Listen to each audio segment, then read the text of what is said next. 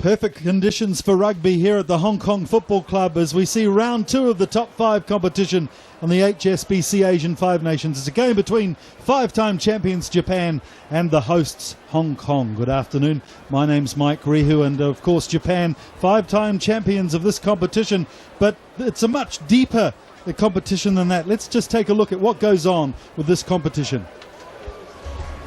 Although defined by the elite top 5 competition, the HSBC Asian Five Nations offers test rugby or development programs for all 28 members of the Asian Rugby Football Union. The aim is to grow the game in a region that spans Kazakhstan in the north to Indonesia in the south, Lebanon in the west, to Guam in the east. Over 44 million square kilometres with a combined population of more than 3 billion people. The top 5 is the tournament's showcase and is supported by 5 divisions beneath it, each offering promotion and relegation every year and creating a clear pathway for all participants to graduate to higher levels of competition. The A5N gives all teams from Cambodia to Uzbekistan opportunities to one day ascend to the top 5. Once every 4 years, the winning team from the top 5 receives a direct slot to the IRB World Cup, the biggest rugby prize of them all.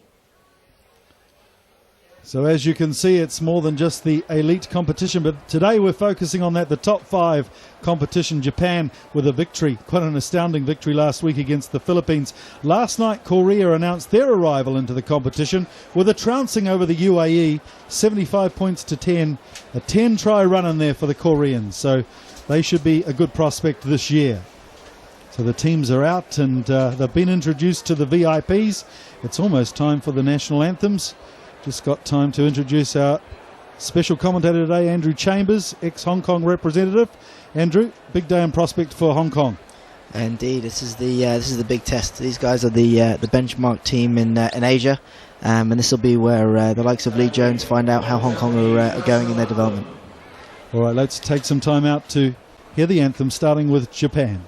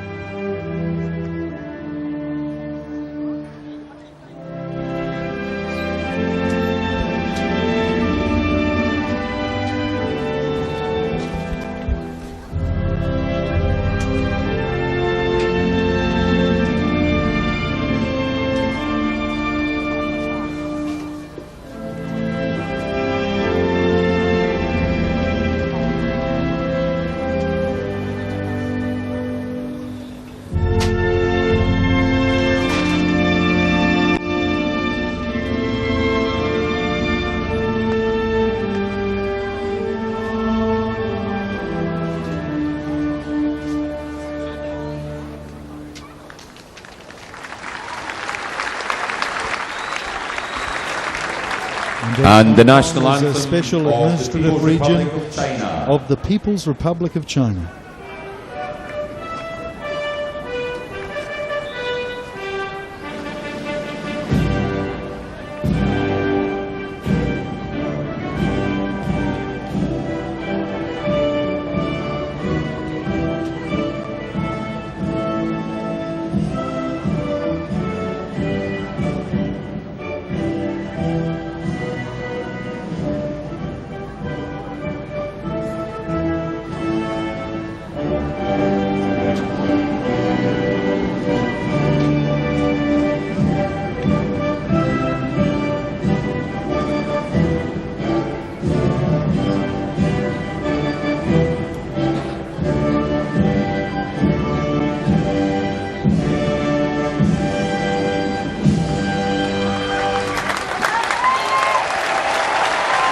So good vocal crowd here at the Hong Kong Football Club enjoying the pomp and ceremony, and soon we'll have some rugby. Andrew Chambers with me today in the commentary booth, and we're going to take a look at this Hong Kong team. Yep, we've got James Cooper starting his first start for Hong Kong, joined by Lee Wai, who made his debut last week, with the experience coming in from Alex Harris there at number 2. The work rate of Will Hunt, usually at back row, moving into the second row. And then we have a large back row with Parley, Tiauti, Alex Badley and Fleming hopefully pushing in to put some pressure on this Japanese back line. Pete McKee brought in for quick ball, giving the young Niall Rourke a bit of time. And big Ali McClay moving out to the wing, a bit of bulk. And the ever reliable Tom McCall there at fullback, who will marshal his troops. All right, let's take a look at the champion Japan's team. You see them warming up. They've got 2 changes in the pack. Takeshi Kitsu comes back from injury at hooker, and in the loose forwards, Hendrix Tui replaces Ryu Holani, who moves to the bench. Tui will start at number 6, so ex-captain Takashi Kikutani moves to number 8. In the backs, there's a change on the wing with both veteran Hiroki Onizawa and the wonder kid Genki Fukuoka crocked. Yuta Imamura comes in on the left wing for his 35th international. Let's take a look at the subs bench. Hong Kong has a very bulky set of forward replacements. They'll be looking for them to help stem the flow of points in the second half for Japan. Watch out for Yoshikatsu Fujita, who made his debut last April, scored 6 tries versus the UAE, and then has had a bad run of injury. So this will be his second test today if he can get on the paddock. The referee for today's game is Aaron Littlewood. He's based in Singapore now, but he spent a lot of time in Japan and up in Shanghai, fluent in Japanese and Chinese, so should be no worries with communication today. So Hong Kong will be playing left to right on your screen with a very favourable breeze behind them in the first half. Here's Niall Rourke kicking it off. HSBC Asian Five Nations Rugby. Japan taking it against Hong Kong. Mike Rehu and Andrew Chambers today in the commentary booth as we see Japan take it away and go through the motions here, although we have a penalty first up, a head-high tackle against Hong Kong. So it's time for some more running here through Makabe. The lock hits it well over the 22. Hawassa looks up, goes for a box kick, kicks it long. And nicely fielded by Rourke, who's stationed back at fullback. He's put in a long kick there, and that's bounced superbly within 5 metres of the try line. Japan taking it quickly. Good move from him. Peter McKee calls for the high ball, and Mrs. Badley gives it to Ali McClay. Well, good turnover there. Almost Tui, almost got his hands on the ball, but Hong Kong managed to keep the ball in hand. Here's Whiteford. So that might be a change of jersey numbers there. Here's Leon Wei, the young Hong Kong-born prop, with his first carry of the ball. Hong Kong starting promisingly here. Roa just gets it over the head of Imamura, and it scrambles out into touch. Good positive start from Hong Kong, Andrew. Very positive. I think Hong Kong will be very happy with that. Nice continuity, good set play at the back here, covering the kicks, but at the same time Japan showing they're prepared to play a quick game early off there, not letting the line out settle. So we're up for a very quick game today, I think, Mike. As you can see there, the flag, the assistant referee. Really, the breeze has got up. Might be important that the rain might be coming. We're expecting some showers. It's very overcast, but it's been dry so far today as Broadhurst, this outstanding flanker, comes up. Kikutani with a run. One-off runners at the moment for Japan, and they decide to clear through the boot of Goromaru. Goes back to McClay's under it. Doesn't have an issue with the high ball and the breeze. McClay, big strong runner.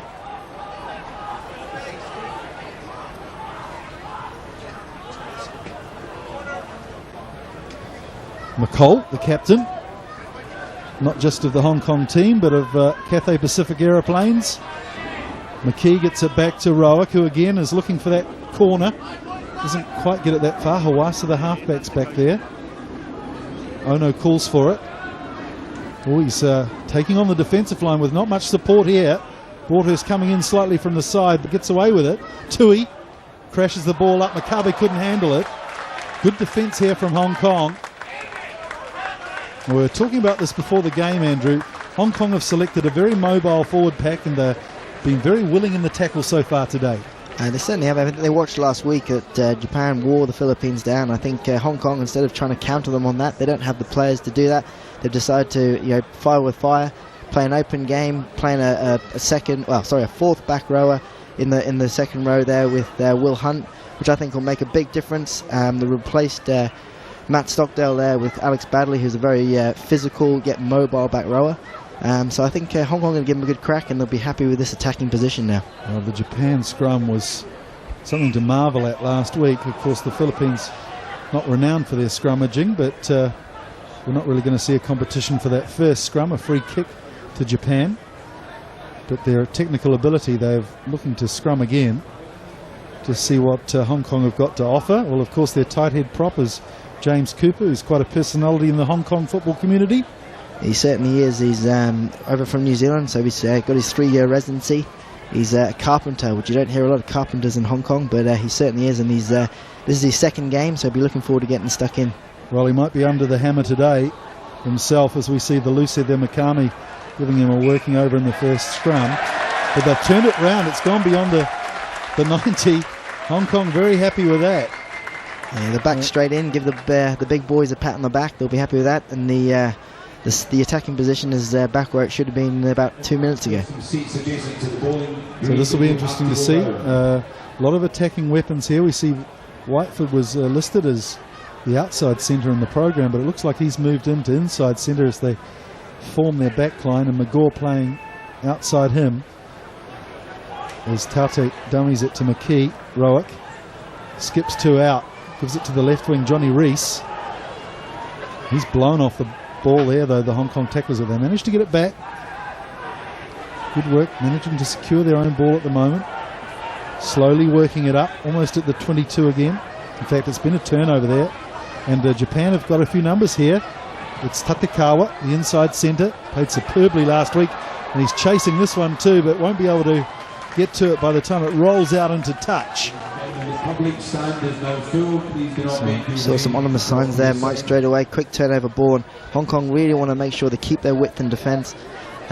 Within there, you could probably, within 50 metres, you had the entire Hong Kong team, and Japan exploited that very nicely. And this is the first attacking position I think you'll see from Japan, and it'll be interesting to see how Hong Kong counter it.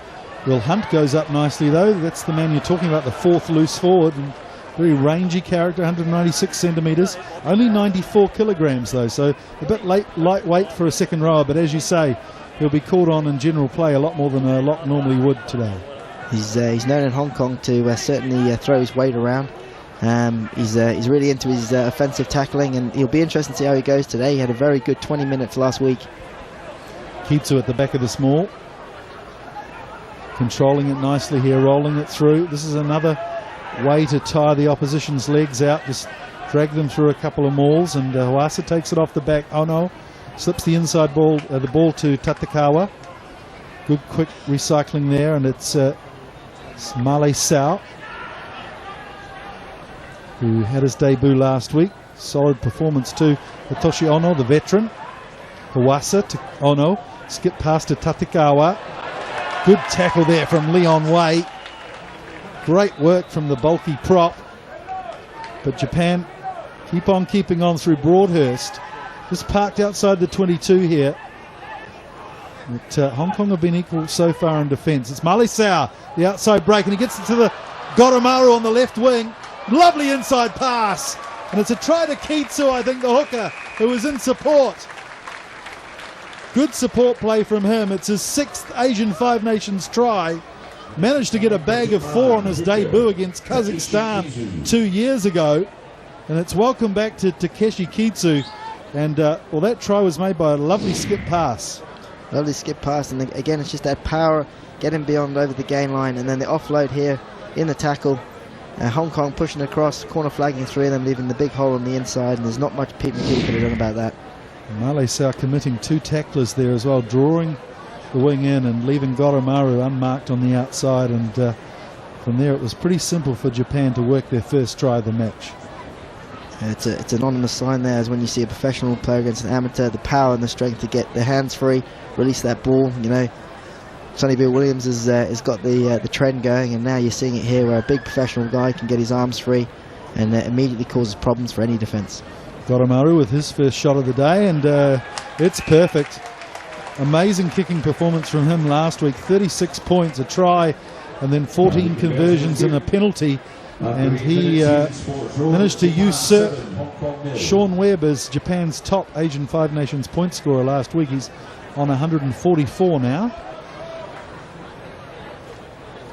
It's still a bit behind Maxime Lefontov from Kazakhstan in terms of all countries. So 7 points to 0. And Roa to restart. If you make your way to the far end behind the posts. It's the try scorer underneath the ball. Takes it away again. Big, strong character with a great leg base, Kitsu, ex-sumo wrestler. Ono again takes the ball to the line. Malay Sao manages to crack through, but good dragging defence from McKee. They're over halfway again, though. Probing the blind side. Got Amaru there, up in the line again. His left wing, Imamura. Again, big strong run from Imamura. They really got some momentum in the last few phases. Broadhurst didn't get the ball eventually.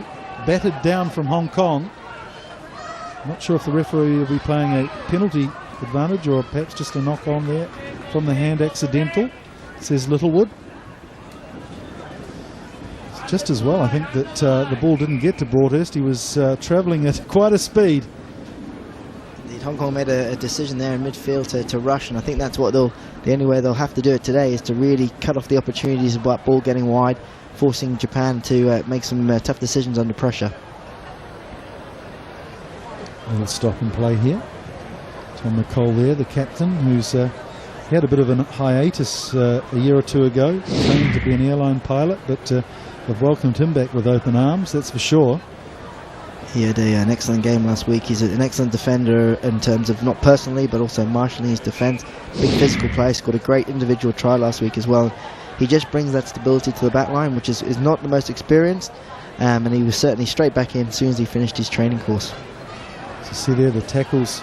They're starting to mount up, 13-5 so far. Hong Kong, I'm sure they'll be in for a big day of defence here. But who knows if they can frustrate the Japanese by not letting the tries through, as Hawasa wants the ball quickly. McKee's more than happy to slow it down a bit.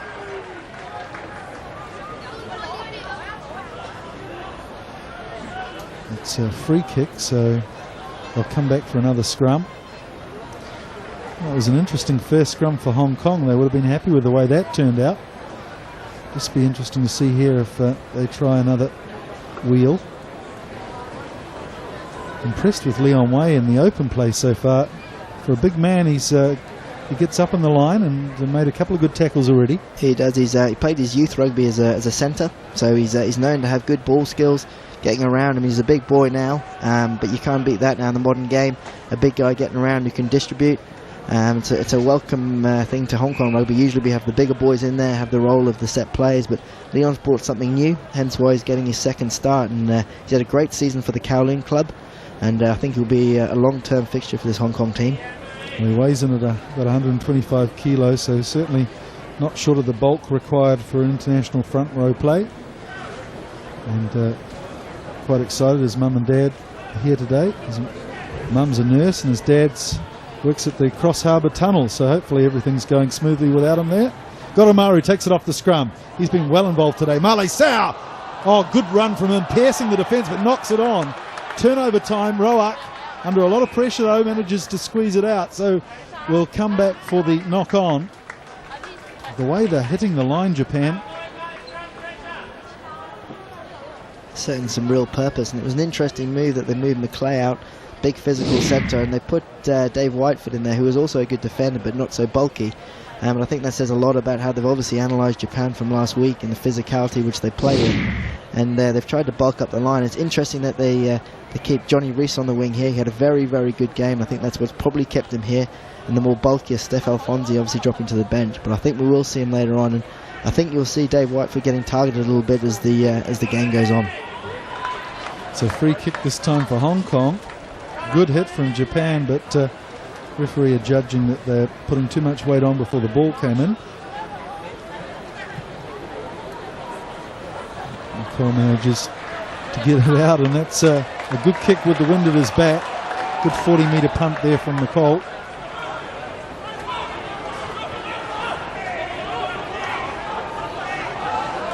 So it's a line out here for Japan. They go to the front through Kikutani, Iwasa to Ono, Tatakawa. Sets a nice target midfield for Japan. They get there quickly too. Good quick ball. Another pot out to the right. It's a Makabe. Again they go right through Ono, who is well tied up there by the Hong Kong defence. Lamming will be penalised, I think, falling on top of the ball there. Nobody making an attempt to roll away. McKee again goes in to claim the ball. Bit of showmanship there from McKee. Well, he's a wily old campaigner, isn't he? He is. I mean, it's quite deliberate there, slowing the ball down, not giving them the quick opportunity, which I'm sure Hong Kong wants. Slow this Japanese team down. I think Pete was pretty aware there that that certainly wasn't his ball, and it won't take long before one of these big Japanese forwards get hold of him and let him know not to do that again. And he's been around McKee. Started his rugby in Ireland to the Munster development team, Cork Constitution. Played a couple of seasons in New Zealand too for Poverty Bay. Not sure if he was there when Michael Broadhurst was the Japanese flanker, but I'm sure they'll find out at the after-match function how much of a small world it is. Japanese on attack here. Broadhurst, lovely two-handed take. It's Hendricks Tui, who really is a good runner with the ball in hand. Inside the 22 now, Hawasa. Good defence here there from Hong Kong, covering nicely. Got on Maru again with his 5th carry of the day. Good work rate from the fullback. There's Kikutani. Again, just taking one-off runners, smashing up. Ono to Tui, who hit that ball very flat. It's through to Male Sao, the centre. Hawasa, chance here on the outside. Tatakawa takes it himself though. Well wrapped up from the Hong Kong defence. Kikutani wrestles his way within a couple of metres. Goramaru was over the line, but I don't think he got it down. Referee saying 22. Good scrambling from the Hong Kong team. Yeah, great work there from Tom McCall. Hong Kong did very well to snuff that out. Twice the offloads coming through. And yet again, here we go. Leon Wai counter-rucking, getting stuck in. Pale Tiate holding him up. That's great work from Pale. It's a quality play from the ex-captain of Hong Kong, Pale Tiate. And that's what they need to do, Hong Kong. Frustrate, deny, just keep Japan from gaining that tempo that they like to play with. And keep them from ticking the scoreboard over too, more importantly. So a quarter of an hour into this game. Just one try for Japan, 7 points to 0 as Roark kicks it into space. Kikutani just gets to the ball in time. Good tackle from Will Hunt there. As we see the Japanese all on the left. Lamming again all over the ball. He's going to have to be careful here, Lamming. That's a couple of times now where he's made no attempt to roll away. Broadhurst. Good cleaning out there from Japan. Japan's slow to regroup though. Makabe drops the ball, so advantage for Hong Kong. Turnover. Here's Leon Wei. Oh, he's put the ball down as well. 2 knock-ons, so we'll come back for a Hong Kong scrum. But that's game defence from Hong Kong. They're here to play. They certainly are. I mean, they're getting stuck in. I think that's key. They've got to put pressure on this Japanese side. Cannot let them settle into their rhythm. Otherwise, they'll run riot. And you saw that last week against the Philippines. Philippines had a really great first 20 minutes, and then the legs got tired and things started falling away. And that'll be very similar with Hong Kong today. However, they do have a bit more depth on the bench. So hopefully, Hong Kong have a good 40 minutes and then make the changes and hopefully keep that momentum going in defence. Nice big in-the-face D from Hong Kong. Yes, and the other thing about the Philippines, a lot of Australasian players, and they're still very much in their pre-season there. So even though their backline was composed entirely of players who play in Japan, the conditioning of the forwards was pretty poor, and I'm sure they'll be working on that on their week off and building up to the Hong Kong match next week that you'll see on this channel as well from Manila, which will be a good game. They've never lost before on Asian Five Nations Rugby in Manila, so they're very proud of their home record, the Philippines. So don't forget, if you're a fan of Asian rugby, you can find us on Twitter. We've got all the social media covered, Facebook as well. There's a website as well if you Google that. And of course YouTube, where you can find all the try-lights and best moments of the games of rugby in Asia. Wasn't like that in your day, Andy, I'm sure, yeah? It was all in black and white, right? No, they just had computers when I was playing, so never mind social media. So McKee puts the ball in. There's Eddie Jones. He looks a little worried.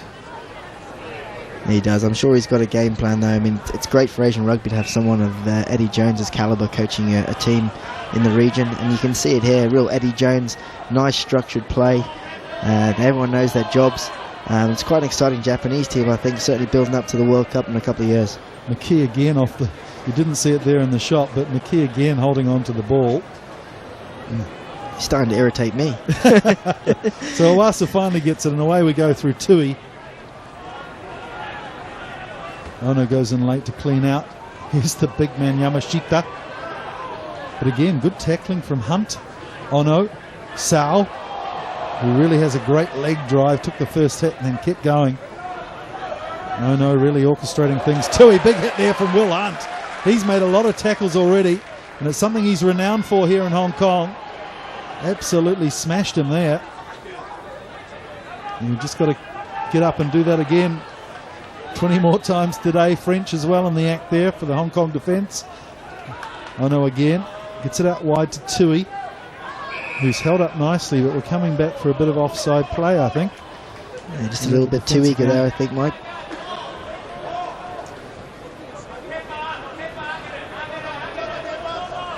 So they're looking to tap this, but cooler heads prevail. Hirose says to Ono, let's get this out in the corner. We'll go for a line out. There's the hit from Hunt. Nice work from the football club loose forward turn block. Yeah, trademark hit from Big Will there. He loves it, loves coming in from the outside, blindsiding someone in.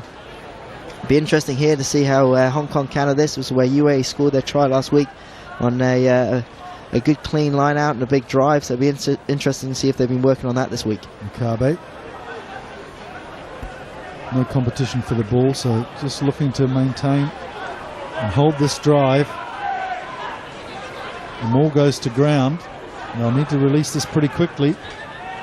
Oh, the referee's giving them a bit of latitude there. It's Hitoshi Ono and Makami pushing through, and nice work in the contact area. His body's flying everywhere. It's not a place for the light-hearted in there, that's for sure. Ugly but effective. And Hong Kong, well, that's great defensive rucking. It's really got the Hong Kong crowd behind him now. That's really good counter-rucking there from Hong Kong, getting stuck in, giving Japan no time whatsoever. Great turnover there from Hong Kong. Well, they're really following the playbook at the moment, Hong Kong. They're doing everything right. That one hasn't found touch, though, just as we talk about. Here's Hirose, knocks it on. The captain. Oh, there's a lot of debate about this guy at right wing, whether he's one of the best wings in Japan. He's certainly a great leader and a good, strong captain, but we constantly hear he might come under pressure, especially with this crop of new, young, exciting talents coming through, like Fukuoka last week making his debut. Fujita on the bench today. He's going to have to lift his game, Hirose, if he wants to stay in the squad through to the next World Cup.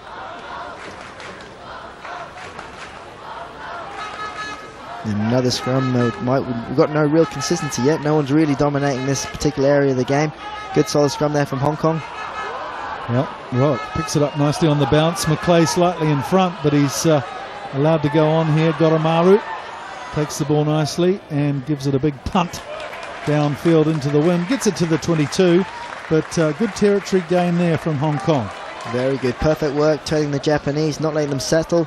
And good pressure there from Ali Maclay pushing through, as well as the midfield, forcing the kick, and that's a good 20-30 metre gain there from some good set play. So Alex Harris here, I think this is his first line out, is it? Yes. And it's a good turn to take from Hunt as well. He's doing everything right today. Leon Wei. Good work from the big panda from Kowloon. McKee to Tauti, inside ball to Alex Harris, who drives his legs well, gets to ground. Ruck time just inside the 22. They go blind through French. He drops the ball.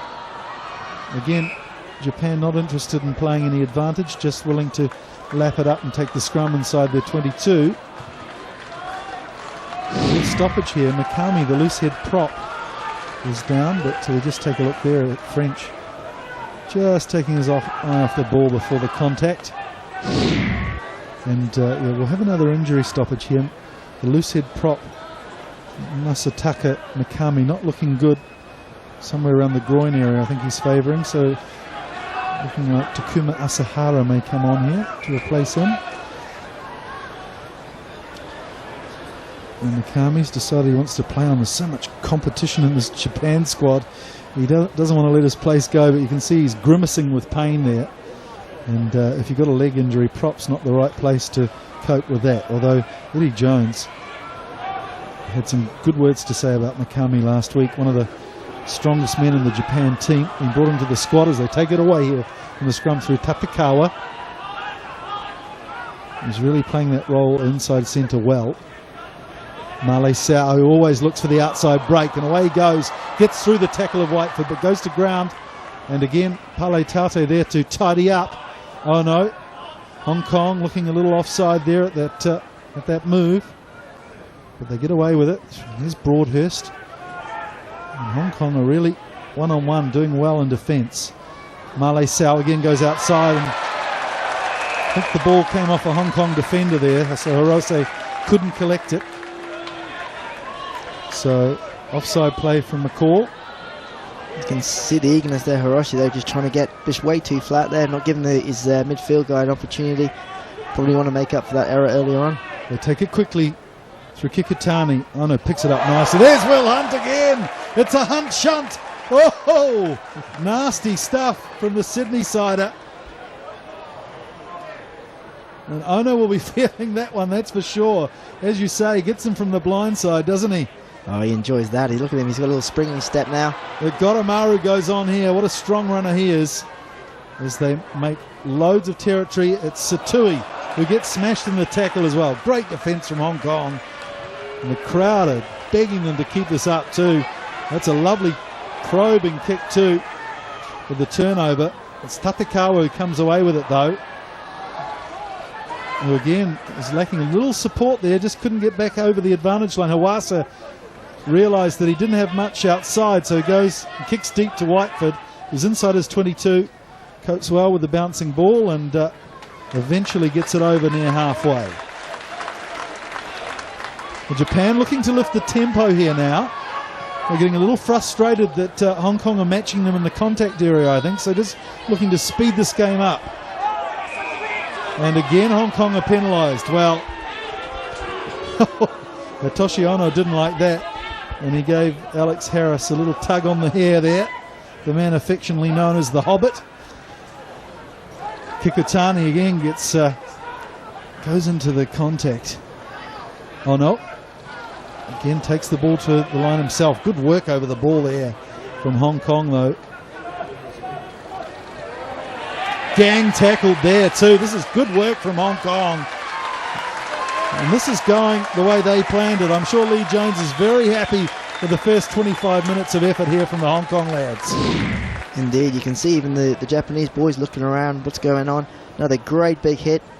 Gang tackle there in by the back row of Parley getting stuck in. That's his second or third big hit there. Will Hunt's making his big hits, Badley making his big hits. It's great stuff. It's whether these legs are going to last the full 40 minutes, get themselves to half time. Well, as we mentioned earlier, the Philippines held Japan in the first half an hour to 15 points to nil, but then they put on 106 points in the last 50 minutes of play. So it does take its toll, but I'm sure with the crowd behind them here, Hong Kong will be able to keep this intensity up for a bit longer than the Philippines do. And then if you build some doubt in the minds of the Japanese, who knows what's going to happen in the second half. Indeed, if Hong Kong can find themselves in some good field position, they've had a couple of times now, get their set play right, then Hong Kong can have a good crack. At the moment, we haven't seen a Hong Kong threat yet on the line, unfortunately. But like you say, in defence, if you don't concede tries, you don't lose games. So if Hong Kong can keep this defence up, work up an opportunity and get themselves on the scoreboard before half time, that little seed of doubt will start creeping into that Japanese team. And this is good exercise for the Japanese too. They'll look for their game breakers, their experienced players like Goromaru at the back, who's played exceptionally well so far today. Some of the younger players though, like Male Sao, will need to step up, make a difference here. Tatekawa, they're all in their early to mid-20s, so Eddie Jones really building for this next World Cup in England in 2015. Hong Kong have managed to depower this Japanese scrum so far today. They've given away a few free kicks, but it has been scrappy.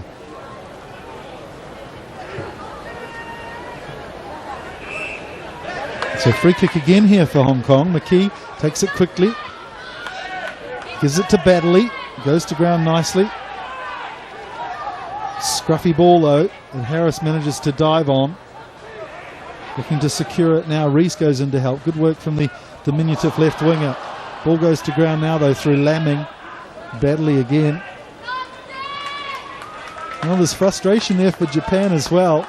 Sadly, Hong Kong couldn't hold on to the ball, but there's a bit of niggle going on. Hong Kong are managing to keep Japan's mind off the game to a degree. Oh no, the veteran there swinging a few elbows. Indeed, and the humid conditions coming through as well. Very, very hot out there, very humid. We're expecting some rain. It hasn't come yet, but you can see that with a ball like a bar of soap. And Hong Kong just need to keep hold of that ball. It's the second time now. In first phase, they've lost it in contact. There's a real buzz here. You can hear it. They're just in front of us in the commentary box, and Hong Kong really talking it up. Free kick again at scrum time. Under the hooker's feet from Hawasa. McKee. Well, his nickling's paid off, Peter McKee. They had enough of him, Japan, as you mentioned. If one of those forwards got hold of him, it was too much for Kikitani. Probably the last one you wanted to get hold of, the size of him. But Pete McKee is happy with himself there. Little scrum half, bit of niggle. Good work, exactly what they wanted. A free kick, hopefully turning into a penalty. Well, Kikitani should know better than that too, the ex-captain. The man who's managed to fight his way back into this Japanese squad after initially being dropped when Eddie Jones came in as coach. So here's a chance for Hong Kong to get some points on the board. Niall Rock signals to the post. He's about 48 metres out with the angle. And, well, this could be a reward for all the pressure that Hong Kong have been able to sustain on Japan. I think they certainly deserve it, and Hong Kong are very aware of the situation. If they can take points, they're going to have a good crack at them. Niall came in last week, unfortunately, to the injury to Chris McAdam, which was a big blow to this team because Chris is a real defensive 10, where Niall is a real creative player. Ideal for the sort of last 20 minutes when people are tiring, but he had a very good game in the last 60 minutes. He came on, he ran the show very well, and he's been very, very good this season at the Valley Club, leading them to the Grand Championship with a winning drop goal, in fact. Just to remind you that Hong Kong beat UAE last week 53 points to 7, and last night UAE lost to Korea 75-10, so they're under pressure too to keep their position in top 5 rugby as Rock lines this one up. And he manages to get another shot as the ball falls off the tee. The breeze has really died here. It was a bit gusty when we started play, but now it's died to nothing, so that wind advantage has cancelled itself out now.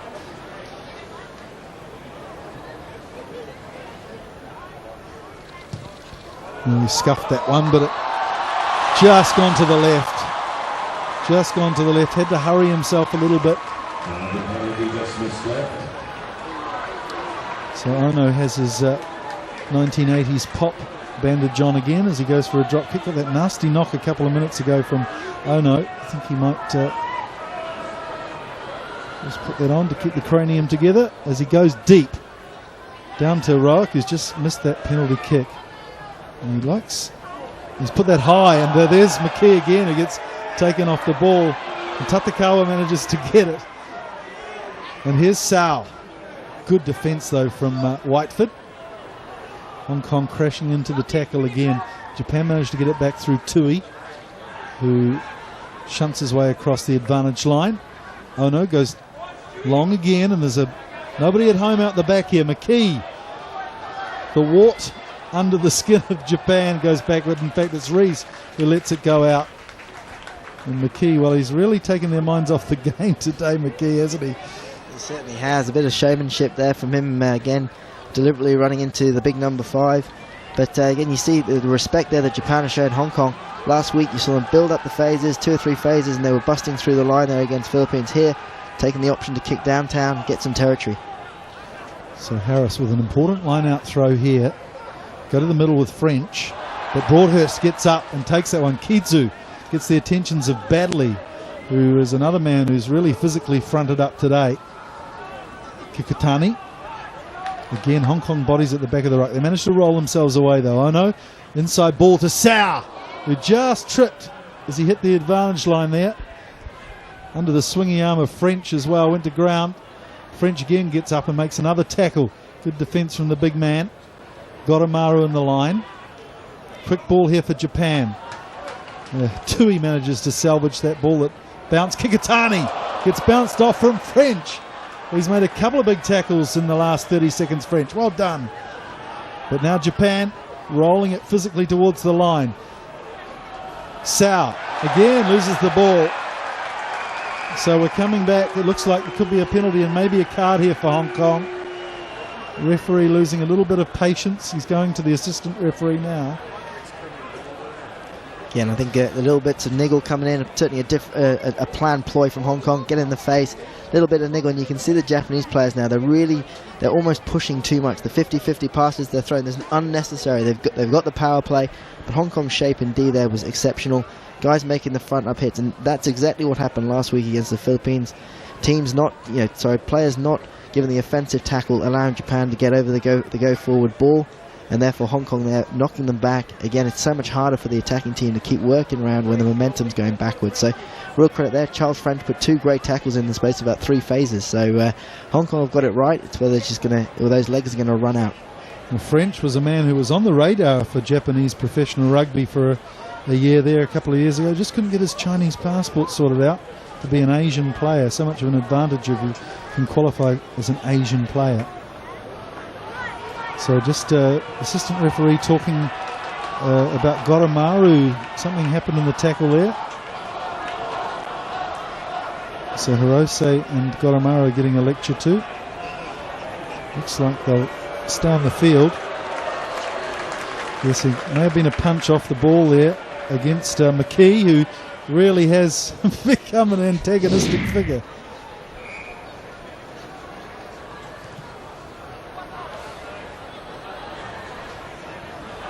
Oh, Hawassa tried to keep it in there with a little bit of gymnastics as we just look at the replay there of what happened. So there's a couple of players sitting in this crowd that the Japanese players might be familiar with. Kenzo Panel, who's sitting over here, is on a bit of a break in the off-season, and Mark Wright, who's recovering from a shoulder injury, which is 2 class players obviously playing in the professional game in Japan, who will be available for Hong Kong if they consider to proceed next year. Yes, playing with the Shockey Shuttles, who've just been promoted to Top League Rugby. They've extended the number of teams from 14 to 16 as weighs his big body in again to the advantage line. Good work over the tackle from Tui though. He comes right through the middle of the ruck and spoils it for Hong Kong, but they managed to get it back through Harris. But numbers to greet him off the side of the ruck there. Low numbers too, with big ugly bodies. Hammer Harris, and they're going backwards at the moment. Some resolve there from Japan. Just not being able to get this ball back. Have to commit more numbers. So, well, Japan penalised for going over the top there. Broadhurst, you'll see him as the ruck breaks up, trying to stay on his feet, but referee Littlewood judges that Japan go over the top. So Hong Kong will have a penalty to clear this one away. Certainly the most intense breakdown we've seen from the Japanese, counter-rucking there.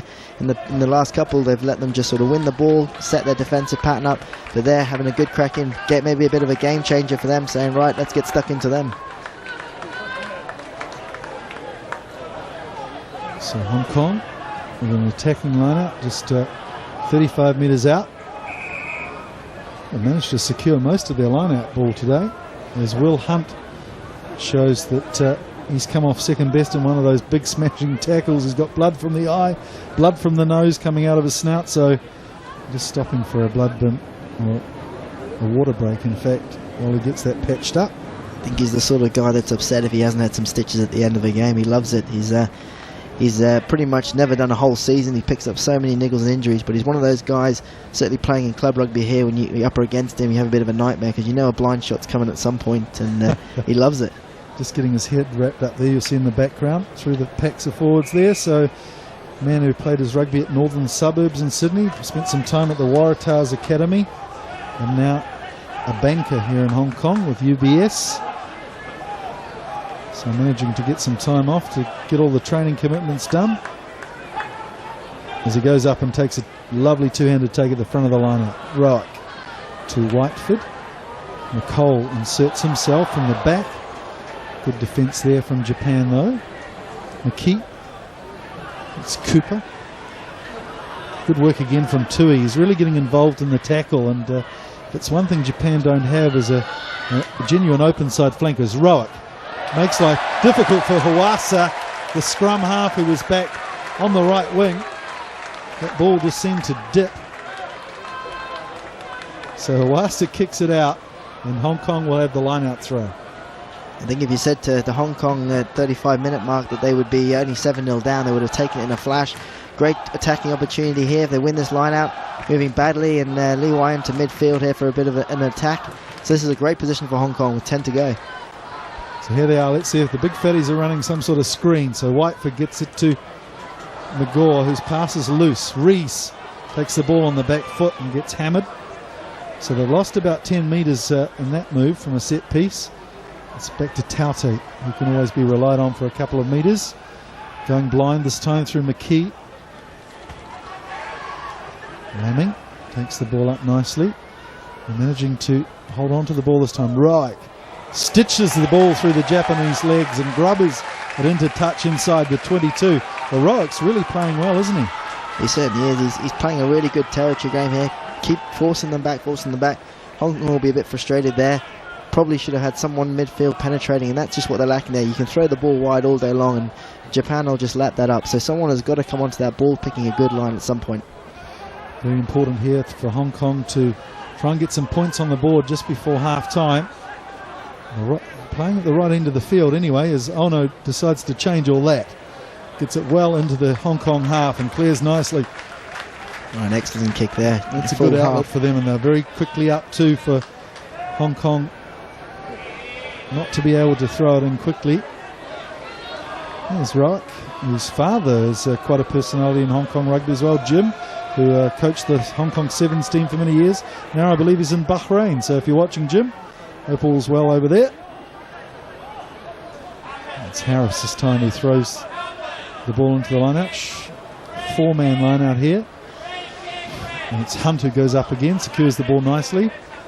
Rowick, who puts this high and long down to Goromaru, who takes it just outside his 22. It's a great kick from Rowick, giving Goromaru no chance to clear into touch. And Rowick again with the ball in hand, with four defenders in his face, kicks long, could have gone too long. No, it's nice. Kikutani goes back this time, and he'll hold on to it and take everybody on. Good tackle from Harris though. Hawasa. Not too many numbers out here for Japan, so Tui will have to hold on to this one. And lack of support there from Tui as well, as Japan go back at tackle time, and then they knock it on, and that's advantage to Hong Kong. Lamming takes it away, looking for support, but decides to go himself. Smashes into Ono. McKee goes right down the blind side. Taute gets it wide to McClay. Nice inside pass to Rowick. Puts in a little chip kick. Not really any chases though, backing him up. McClay just a little off the ball there. So an attacking, promising position for Hong Kong comes to nothing. A good idea there from Rowick, but just nobody on his shoulder for the chase. In fact, it's McGaw who put the little chip kick in. Opportunities opening up there, Mike. Things that we didn't expect would probably open up to maybe second half, but Hong Kong creating things now, which is great. Goromaru up in the line again on the shoulder of Ono. Now there's some momentum for Tatekawa to go on. Out to the left wing, Imamura. Broadhurst juggles. Flips it back in nicely to Harris from Hong Kong, who swivels his body nicely and gets going forward again. Well, there's another turnover here for Japan. Mikami at the back of this ruck to Yamashita.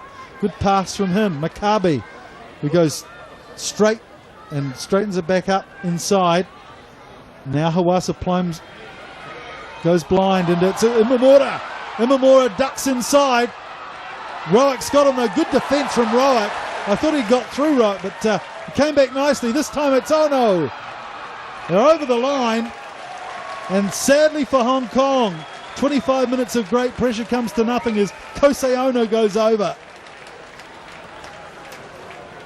Hong Kong there just unfortunately just ran out of numbers. Legs getting tired now with a couple more minutes left in this first half, but I think there it just shows Hong Kong scrambling D. There's only so long you can do it for, but great work here from Hong Kong. They kept them out from probably 2 or 3 phases longer than Japan would have wanted. And finally just the power showing through here. There's not much you can do from when you're standing on your own line. Someone coming through with such momentum, and I think it was badly on the line here. Big lad, not much you can do from there. So Koseano, his head swathed in bandages, goes over for a try. It's his third Asian Five Nations try, and just what Japan needed just on half time. You can see very early on here, you can start to see a defensive pattern here from Hong Kong. Whiteford there at standing at 13, or Stu McGaw when he's at 13, pushing up very, very quickly, almost umbrellaing them in, forcing the Japanese back in again and again, which will be frustrating the Japanese wingers. And that's where last week you saw a lot of tries coming. So obviously good analysis there from Hong Kong and shutting off those opportunities out wide. It's been a fantastic defensive effort from Hong Kong. You see there the beautiful backdrop at the Hong Kong Football Club, looking down Happy Valley with the Hong Kong Jockey Club. Quite an iconic place in Hong Kong, and they don't call it Happy Valley for nothing. It's a beautiful spot in the midst of a busy, bustling city. Well, just a couple of minutes before half-time, and Hong Kong have been brave so far, but they've leaked 2 tries. It's 14-0. And Japan really know they've been in a battle, that's for sure. And the crowd willing Hong Kong to keep this intensity up. High-hanging kick to Kikutani, who runs strongly straight at Lamming. Oh no, to Broadhurst, who is such a rangy player. Runs strong and hard. Good defence though there again from Hong Kong. Iwasa, well, he's not having everything his way today. Badley wasn't expecting the ball, but manages to hold on to it. And a nice drive there from Hong Kong, getting some front foot ball. Lamming takes it off the back of the ruck. McKee probes the blind side. Just the pass too far in front of Rowak. And Hong Kong need to be careful here. We're just on the verge of half-time. In fact, that will be half-time. So great half of rugby. Japan are 14-0 ahead, but really the plaudits go to Hong Kong. I think so. I think Eddie Jones will be the least happiest of the 2 coaches. Hong Kong now will be looking for their bench. Very deliberately picked bench, so it'll be interesting now to see a couple of changes maybe in the back row. Big Matthew Stockdale probably coming on, very similar play to Badley, therefore not much change, but a fresh set of legs coming on, plus we've got a good solid front row as well. So hopefully we'll see some good changes for Hong Kong, keeping them all fresh. It's 14-0 at half-time. We'll be back after the break.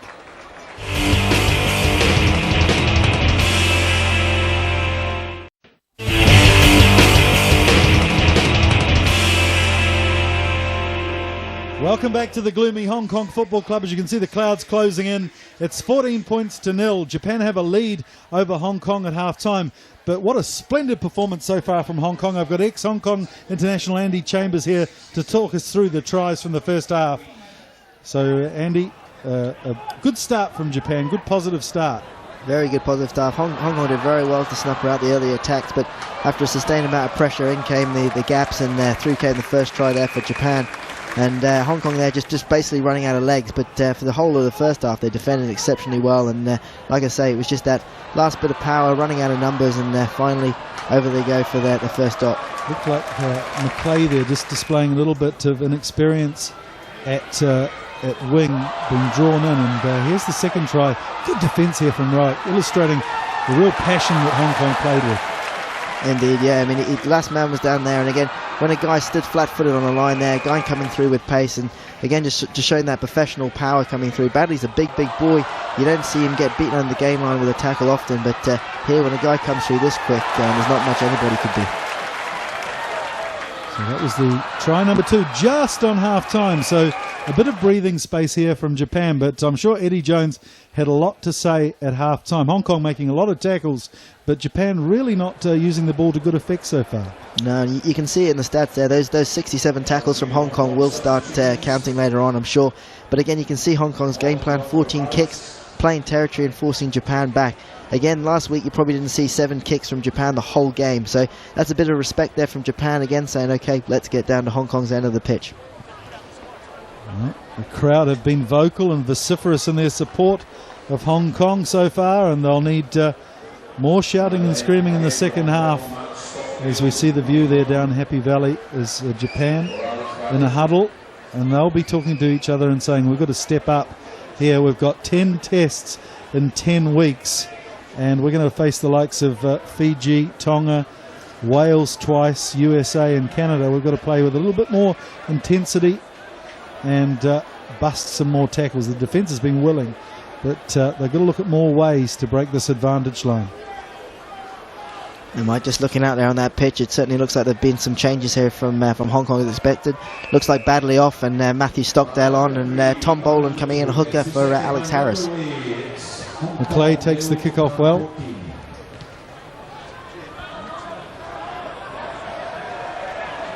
Hong Kong going downtown early, and Japan looking to counter again. Oh, I know, gets it to right wing Hirose, who will look to lead from the front in the second half. Hawasa to Makabe, good tackle there from Lamming.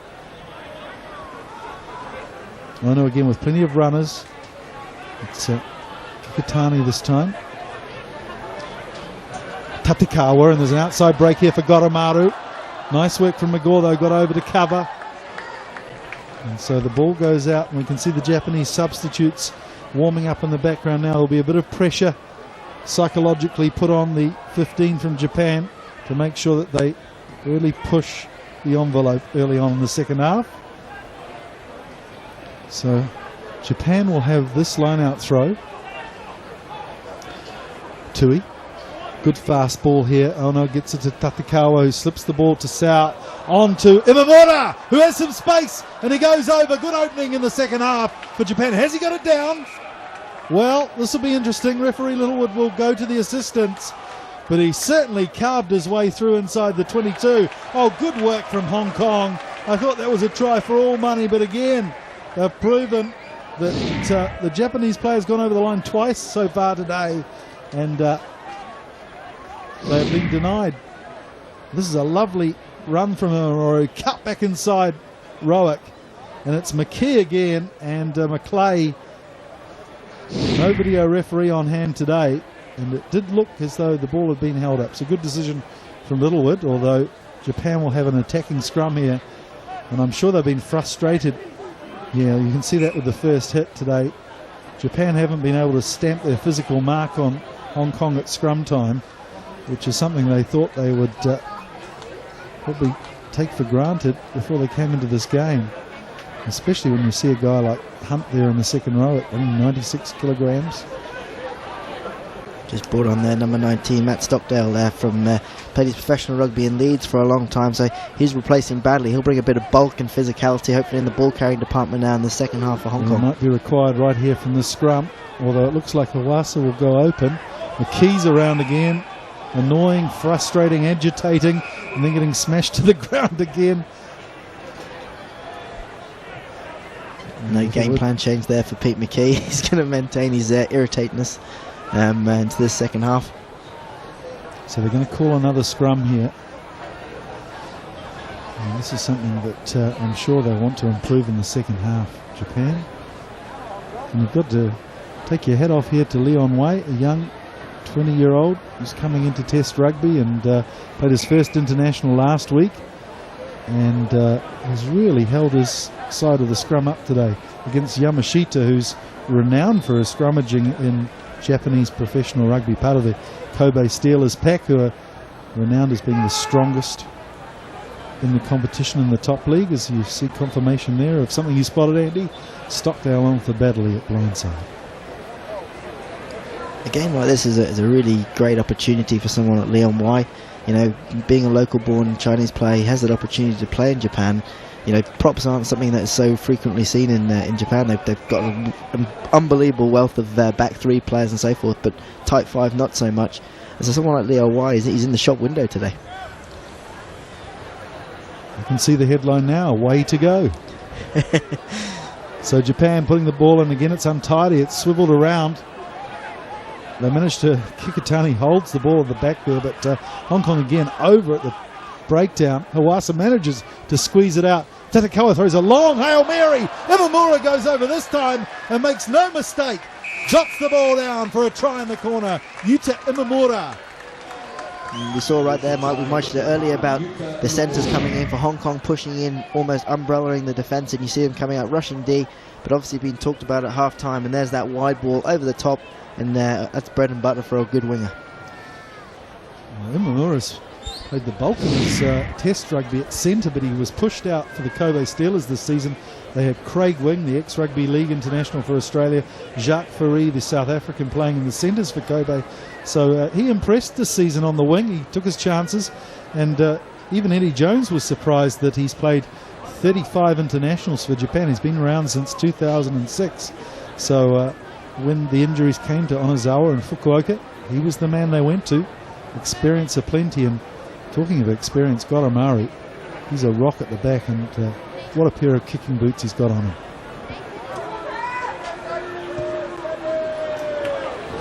They've all been from the same angle, and they've all been straight down the middle from Ayumu Goromaru, who makes it 3 from 3 today, and 21 points to 0 to Japan. What a luxury to have a guy like that kicking from the touchline. So accurate, such a lovely style, nice and composed, really lovely kicking. Well, he had discipline issues early on in his career, Goromaru, who got banned a couple of times 3 or 4 seasons ago for foot tripping. He had an unusual, ungainly tackling style that got him to trouble, but he's managed to sort that part of his game out, and really has become a fixture in the Japanese lineup as right restarts play. Good challenging kickoff for Ono, but he's equal to the task.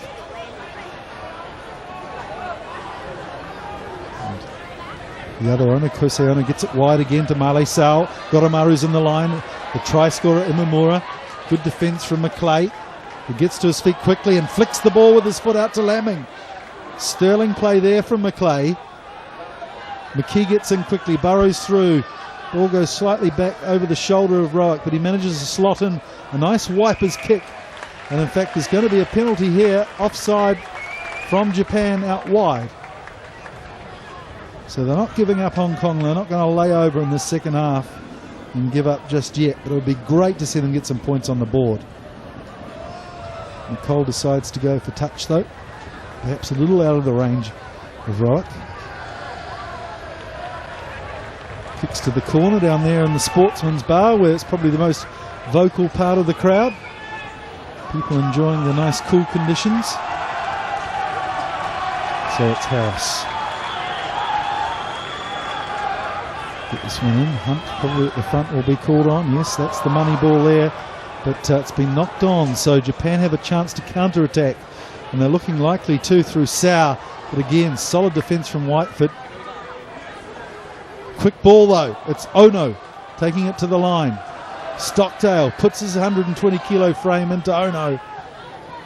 Tatekawa, who's looking less sure of himself today than he did against the Philippines last week, but still an effective player through that last pass in the last try to Imamura. Hendricks Tui. Stockdale again at the tackle. Looks like we'll have a penalty here for Japan, offside. Something we didn't see in the first half was that outside 13, Japan making the breaks. We've seen it now 3 times in the space of the first 7 minutes of this game now, in the second half, sorry. So therefore you can see Japan changing the game plan a bit, playing with a lot more width. That is his favourite move. It's his trademark, Male Sau. He's always constantly going for the outside break. Yamaha Jubilo games, you see a lot of it. In fact, a lot of people say that he signals it too early. He gets a bit predictable, so I'm sure Hong Kong are becoming aware of it as well, as we see Tatekawa again, Rowick again, solid in defence. The ball slow here for Japan. Hawasa's complaining bitterly to the referee that it's being held up illegally. Japan decide to go through the middle. Here's Makabe. And Hong Kong really physically matching up well with this Japanese team so far. Tui. Get some good backup. Hawasa to Ono. There was an overlap outside, but he decides to go the direct route. And Hong Kong cover nicely now in defence. Stockdale Good, solid, effective defence from Stockdale. Nagore takes down Tatakawa. Only 5 metres away now, though, the Japanese pressing hard. You just see them with one-off runners here, there to pick and roll. Hawasa again, it's untidy for him. Well, there's no halfback substitute today for Japan. They didn't play with one last week either. And I think Hawasa would be lucky, because even though he's getting some untidy ball, he looks a little off his game today. Another bit of excellent turnover ball there from Hong Kong, really spoiling. Just little things like those little niggly kick throughs really frustrate teams who are just expecting to have an easy time at the breakdown. But you see there, every time they're on the deck, people coming through, spoiling, not making a single ball easy. So really good tenacity there from Hong Kong. That's Stockdale, the man from Yorkshire there, in the pinkish headgear. Don't know where he does his shopping for his headgear. Probably the Stade Francais shop by the looks of him. Well, I know for a fact that his mum bought him that. So he won't like us mentioning it, but yep, his mum bought him the pink headgear. And I'm sure she can spot him in the crowd anyway. So Japan will take this quickly. Attack kick, just metres from the line. Iwasa again, slow ugly ball. Comes eventually though, that's a nice phase there. Oh, good ball from Hirose, but Hirose again can't handle, so Hong Kong can relieve this. Oh, they've been ruled offside there by referee Littlewood in midfield, coming up just a little bit too quickly. Hirose again is having a poor day with his hands. It's the third time that he's knocked the ball on. There he is, the Japanese captain, who captains the Toshiba Brave Lupus, and is known as being a great leader, the heart and soul of that team, who the last couple of seasons have played second fiddle to the Suntory Sun Goliaths. But Hirose really needs to get his accuracy up. So it's a scrum midfield here, so lots of options for the Japanese. Goramaru just sitting in the pocket there, ever so casually.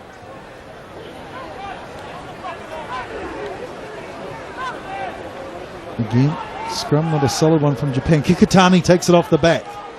Struggles his way, close to the line now. All sorts of lazy runners giving Hawasa a hard time. Goramaru manages to get the ball after it squirts out, but there's been a knock-on for Japan. Hawasa must be beside himself with frustration. Hong Kong really weren't expected to put up this sort of physical assault, as we see Tom Boland in at hooker too for Harris at scrum time. And this is what we were mentioning earlier too about the Hong Kong replacements. We've got some big men coming on. Boland, Stockdale's 120 kilos, and Dan Watson 200 centimetres, and of course the horse as well at prop. So yeah, they're not going to be lacking any physicality with guys that are coming off the bench. And Hong Kong have got a penalty here now. The binding by one of the flankers not effective, so referee Littlewood says, Hong Kong, you get the chance to relieve the pressure here through McColl. Really is commendable work there from Hong Kong. A lot of sustained pressure from a very big Japanese pack. So the substitutes doing their job, and the boys who've played the first 40 as well sticking in there, which is great. Replacements here for Japan as well. Holani comes on, very experienced, number 8. In fact, he's just running down to warm up. And he is running to the line out. We do have a replacement at hooker for Japan though. Aoki has replaced Kizu, the try scorer. Aoki, another experienced man, as Boland, also new on the field, will look to get his radar right from the start. At the back, Taute is under this one, but it goes long. French, good backing up from him. Gets a little isolated though, but manages to get the ball back. Stockdale takes it off the back of the ruck, makes a metre or two. McKee, who really has set the vibe for Hong Kong today, kicks long, maybe a bit too long. This could run through the dead ball line, so they'll come back to halfway for a scrum. Well, it's a shame. This artificial pitch certainly is harder than a normal rugby ground, and the bounce of the rugby ball didn't go well there for Hong Kong. It's heartbreaking for any little scrum half or fly off when they kick that. Great territory, putting it down there, trying to force pressure, and it ends up putting pressure on yourself all the way down here midfield in the park. Good tacking position though, giving Japan a nice wide blind side as well, so it'll be interesting to see what they do from here. Kikutani getting a little patch up too here, the number 8 for Japan. Well, it's been a game where there's been some battered and bruised bodies already. We've seen a number of head wounds, and here come the cavalry for Hong Kong. It's Stephen Horse Nolan and Dan Watson goes into the second row.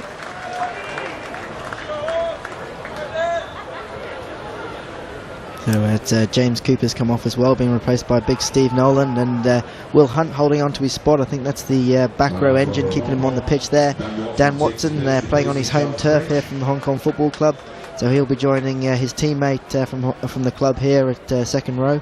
So fresh legs, big fresh legs too, with 30 minutes or so to go, which will be hugely appreciated, I'm sure, from the other 6 players in that pack. Solid scrum for Japan this time, and Male Sao again with the outside break. Hirose, the right wing, takes the tackle inside the 22. This is quicker, more high-tempo stuff from Japan. Tui goes to ground, and there's nobody outside Ono here. Interesting that Japan lose their breadth there. Gotomaru is a lone ranger out here on the left side, and Japan struggle to retain this ball. Really coming under pressure from Hong Kong. It's Makami who was at first receiver that time. Lambing again, idling around the back of the ruck. Ono rampages his way forward. Good run from Ono. Hawasa to Ono. Looks inside to Tatekawa. But good solid defence from Hong Kong here, although they're going to be penalised. Not rolling away from the tackle, and McKee again is all over Hawasa. He takes it quickly outside to Imamura, who's got a one-on-one chance here with McClay. Bounces him off, but dragged down centimetres away. Hawasa to Ono. Just solid, defiant defence here from Hong Kong. Slows down again. Ono struggling to get the ball out, and the referee decides to give it a turnover for Hong Kong. Well, Japan's fluency really has broken down in the last 5 minutes. It's interesting seeing there, second, third phase, Japan almost are at a loss of what to do. They're so used to making the game line at this sort of level that they don't know what to do second or third phase. And Hong Kong again at the breakdown, counter-rucking, really good offensive work here from Matt Stockdale as well. Fresh legs coming in, and you can see him forcing the area there, pushing guys across into the mess of the scrum half, which is just really good niggly work, which causes problems for any team. And we see here Japan too, also with a number of men down. Their strength and conditioning has been good. You can see they've been packing the kilos on, and confidentially Jones weighed his men the other night, and he tells us that it's the first 900 kilo scrum that started for Japan over today in a test, even though the official number stands at about 880. And most of them have packed on 2 or 3 kilos on their frames in the last month. But I tell you what, Hong Kong haven't taken a step backwards, and they've looked impressive as the big horse gets into his work there at tight head prop. I think, you look at the last World Cup, it was probably the one shortfall Japan had. You can't beat them for an endeavour and skill level. It was just that bulk. And Eddie Jones has identified that. The Japan side are our big hope for Asian rugby. So the scrum twists, and the scrum goes back, and the ball goes back to Japan here. Mikami finally succumbs to his injury, so Asahara is on the field. And he's been patted on the back. Aoki and Asahara there in the front row with Yamashita, who stays on. So can Japan start pushing harder on this Hong Kong defence? Now is the time where you think the Hong Kong legs may start to tire, even though we've seen a few substitutes on. McKee again grabs the ball, and Hawasa takes it away quickly. I think McKee might have just pushed his luck a bit too far so far. He's got away with it a bit today. I think he's got his head down there to try and disguise the little smile he's probably got going on. exactly what he wanted, slows things down. Referee Littlewood's talking to his assistant here just to see what happened behind his back.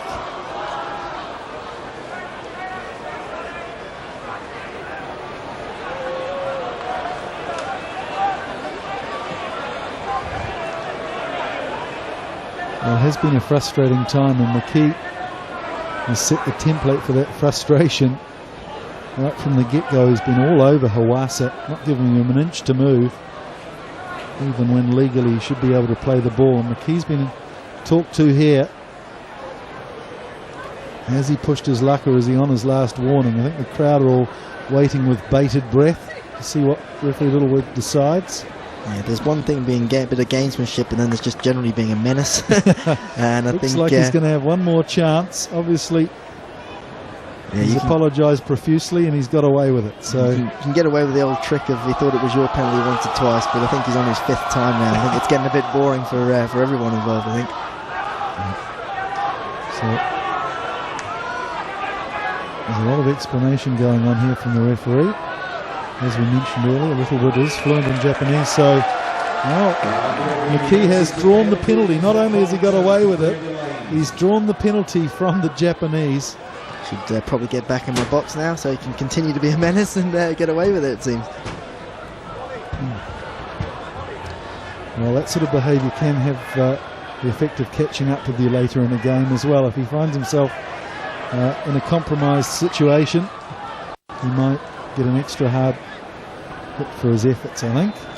Tom Boland's not having much luck since he's got himself on the pitch. He got turned over on his first line out. That's his second one there with a nod straight, so he'll be a bit frustrated, maybe struggling to catch up with the pace of the game early on.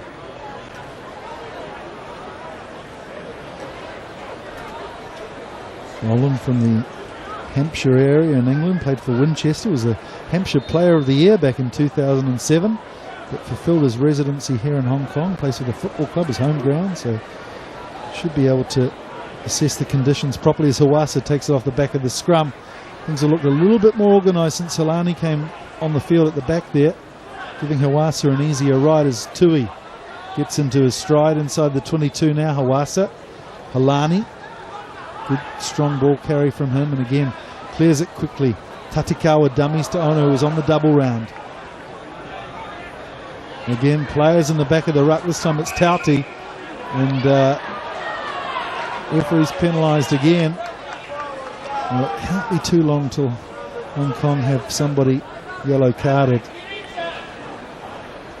Again, there's a little discussion on what's going to go on here. It could be Ono who's stepping up for this kick. It's going to go to touch, in fact.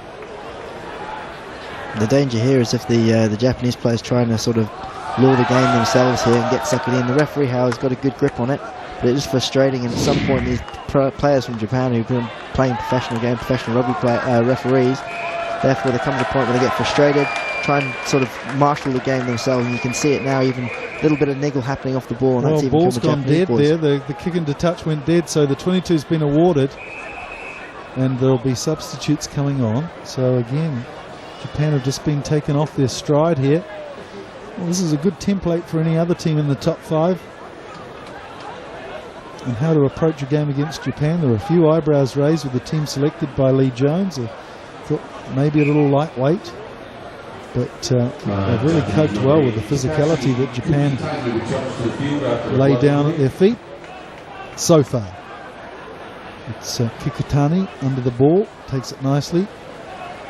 He's wrapped up well by Tauti. Here's Hitoshi Ono. Good leg drive from the veteran. His 65th test today. Probing kick inside the 22. It's gone out in the full though. Ono all of a sudden has lost his composure as well. Hawassa.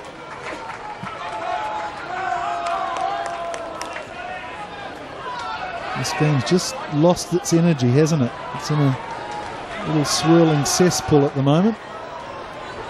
Very similar last week in the Hong Kong UA game as well. Had a bit of a dull patch in the game, and both teams just sort of feeling themselves out. New substitutes getting on as well. Imamura takes it tidily, gives it to Goramaru, who decides to run. And little chip kick there. McKee's back. Nicole takes it nicely off the hand of McKee.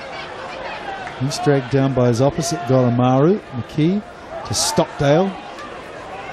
I won't call him Stocky for nothing.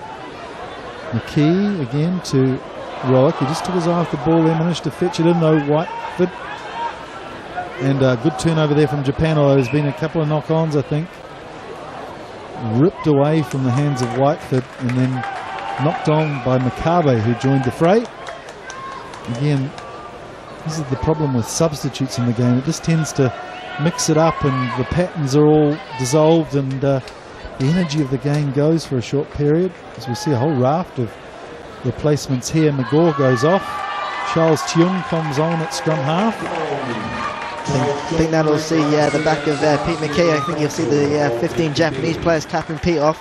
And Charles Chung coming on now for his first start for Hong Kong, which is great here for local rugby. The product of the Valley Club. He's gone on to play at DA. And Mike Glancy coming on, former Ireland under-21. Known for only playing with new rugby balls, apparently. A little bit of a prima donna for the rugby ball front, but an excellent fly half. Marshals the game very well. Has an excellent kicking game out of hand. So some good smart changes there coming in. Alfonsi also out in the wing, in the right wing, as the scrum disintegrates here for Hong Kong. But Cheung with his first touch to Glancy. Whiteford gets someone near the advantage line, and so not entering through the window, Japan there. Aoki penalised.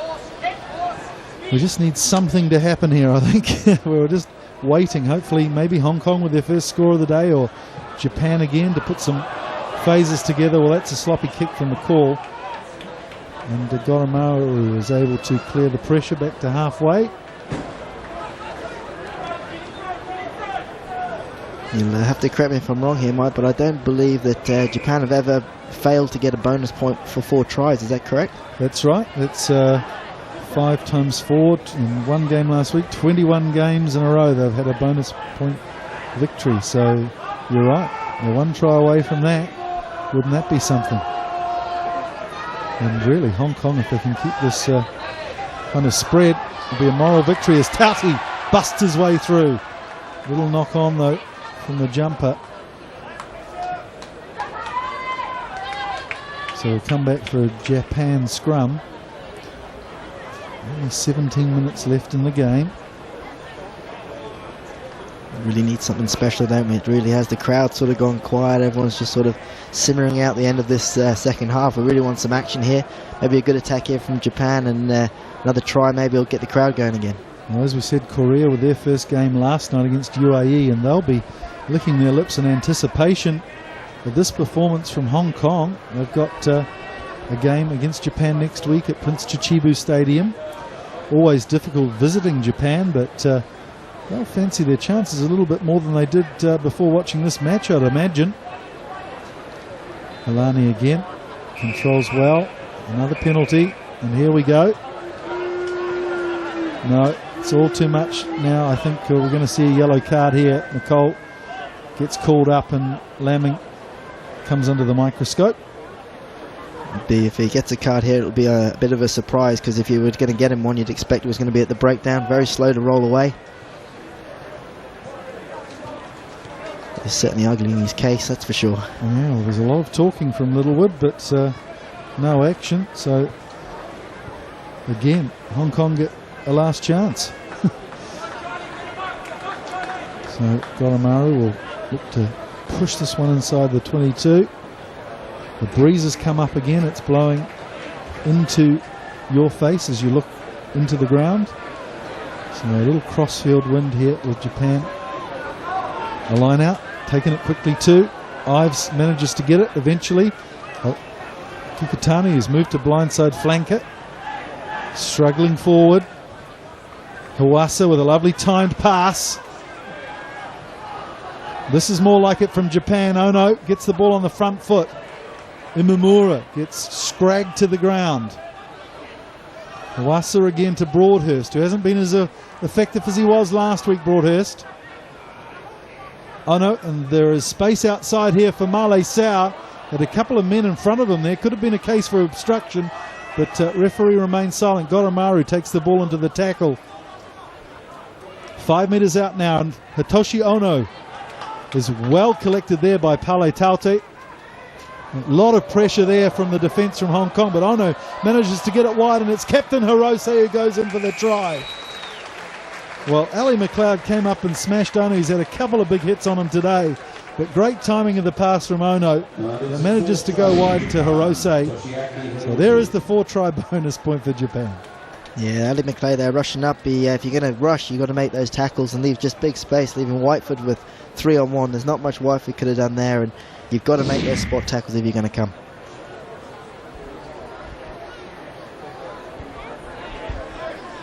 Unfortunately, we could do with the try coming the other way, because this crowd has only subdued him a little bit more, unfortunately. Yes, but as you say, relatively, this is a great performance from Hong Kong today.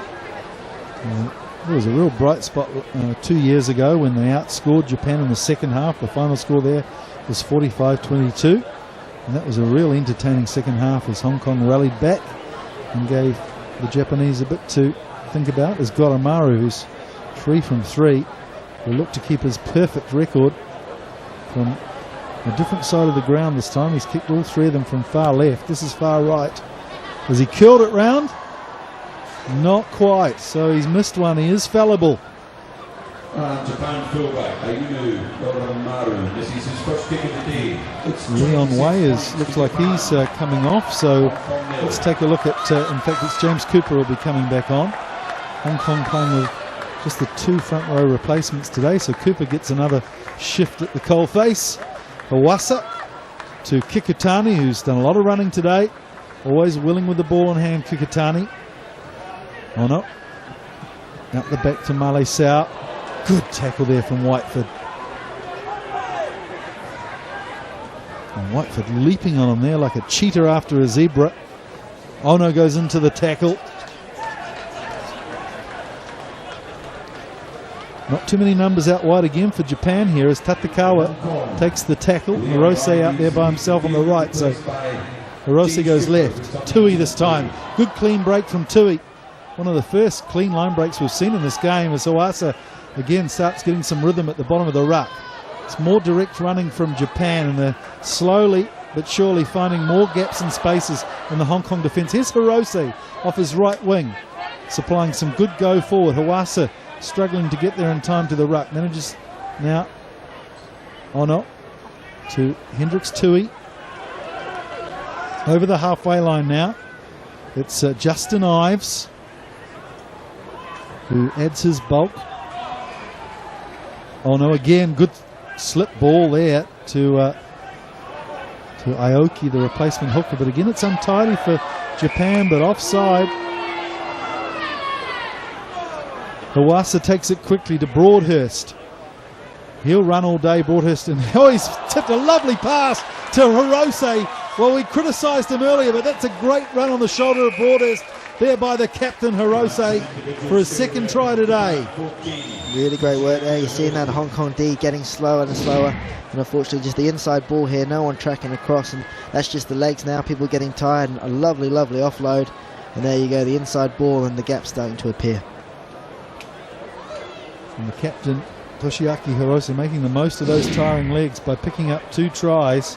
It's his 5th try in Asian 5 Nations rugby, 2nd try today. And credit to Hirose though, you know, he's stuck at it. He hasn't had a great first half. It's a sign of a good player though. He's not let himself get down. He's kept his work rate going, and he's got himself a 5-pointer for it. So got another 3 from 4, and just in the background we see that this young Yoshikatsu Fujita has come on as a wing replacement for Imamura. And Ono, and Toshi Ono the lock, and Kikutani the loose forward coming off as well. So it looks like the bench has finally been flushed out here from Japan. And I'll be interested to see this kid Fujita with the tiring legs. 6 tries against the UAE on his debut last year. Then he's had a very poor run with the injuries, so hopefully we'll see some excitement from him. The crowd rose to their feet last week when Genki Fukuoka, the 18-year-old kid, came on and scored 2 tries on his debut. So let's see if Fujita can match the excitement. And seeing Big Ono come off there, I thought he's having an exceptional game actually, showing his experience, leading from the front. Obviously Eddie Jones now feeling a little bit more comfortable with the scoreline, taking off his more experienced players, but Ono has had a great 60 minutes. He's always game of the physical encounters, Hitoshi Ono. 65 tests, the most capped Japanese forward. It's all a bit untidy there from Broadhurst at kick-off time. Cooper tries to retrieve the situation for Hong Kong. It's a nasty rap on the ribs for his troubles. And a couple of the players from Hong Kong and from the rural areas of Otago and Southland, Pale Tauti from a place called Tapanui, and James Cooper from a little country village called Waikaka, the home of Paul Miller and New Zealand number 8. But they breed them hard down there. Scrum goes to ground there, but Tauti manages to get it out, and Japan have been penalised. Well, it would be good for Hong Kong to get some points on the board here. They certainly deserve something. They've really kicked themselves in this game as Glancy decides to go to touch. A little conservative, but gets a line out about 12 metres outside the try line. Bit of pressure here on Tom Boland here. He hasn't had a very successful strike rate since he's gone on. This is a big opportunity for Hong Kong now. 10 minutes to go. They're on their own in the Japanese 22, so hopefully Hong Kong set play here. Hopefully he'll get himself 5 points and get this crowd going for the last 10. So there's another replacement while this lineup forms for Japan. Tamura. Can't count these days. Of course, there's 8 replacements, not 7. So Tamura comes on and replaces Ono at fly half. So we'll resume with this attacking lineup. Boland under pressure, as you say, Andy, to get this one right. They go short at the front. Rolls away, but there's a knock on there and contact. Saw them training that one the other day. Snazzy little move, but doesn't quite come off. You can see the frustration here. Obviously something was going to happen to Seb Fonzie on the wing here, because he sort of looked across. It was going to be his moment. All he needed was the set play to go well. Unfortunately it didn't. Maybe a little bit too complicated.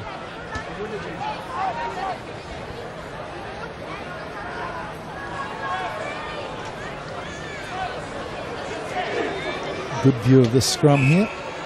And the referee wants to... Oh, he's free kicked Hawassa. Well, Hawassa's probably had his worst day in international rugby today. It's been untidy for him.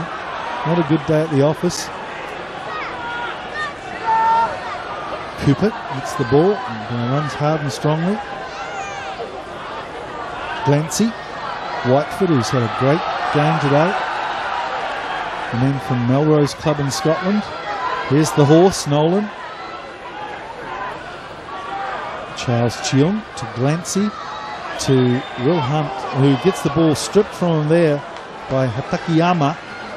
It's good work in the contact area from the tight head prop Goramaru with a long-ranging kick there.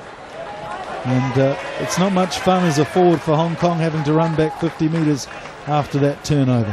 What a lovely raking kick, but we saw in the first half how Japan were trying to run it out of there. A little bit of respect, or maybe just tired legs, kicking it out. But what a great raking kick downfield, putting them all the way down to Hong Kong's half.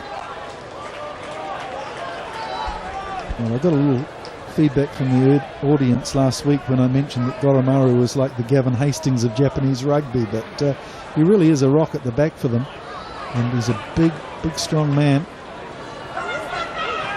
and just the type of player you want at fullback. There's Hong Kong, set themselves up midfield, but again, a little knock on and contact means that Japan will get the ball to the scrum. And this is a great position for an attack. Right smack bang in the middle of the field with options either side here. The tackle count so far in today's match. 115 tackles by Hong Kong to Japan, 48. A good statistic just read out there by the grand announcer. 115 tackles from Hong Kong compared with 38 from Japan. And that just goes to show the guts that Hong Kong have displayed today. So they decide to go left through Goramaru. Male Sao spots a gap. Pushes his way through too. Fujita. The flying wing. A forward pass. So Hong Kong will get the scrum. Male Sao did a great job there. Pushed off the Hong Kong defender, got some momentum for him. And Fujita, he was screaming for it on the outside. He's got a strike rate of 6 tries a test. He wants to keep that up. Well, he's only got 6 minutes to do it in now. See Marlo Sal there gritting his teeth though. He's so desperate to get a line break, but his Whiteford's really marked him out of the game today. He's had a really great Whiteford. But obviously if he's being all the attention, then there's space everywhere else. So the wingers will start running them in hopefully in the next 10 minutes for Japan.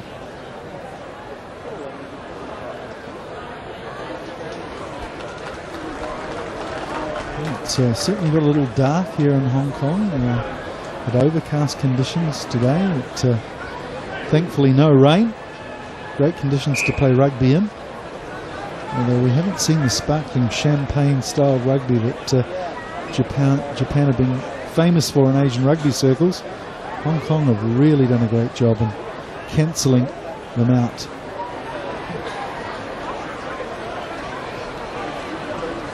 And they've kept it up too to their merit.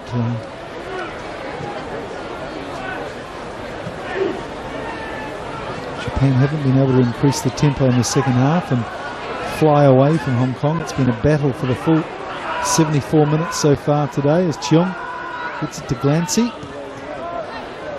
He gets it out nicely, makes sure of his touch.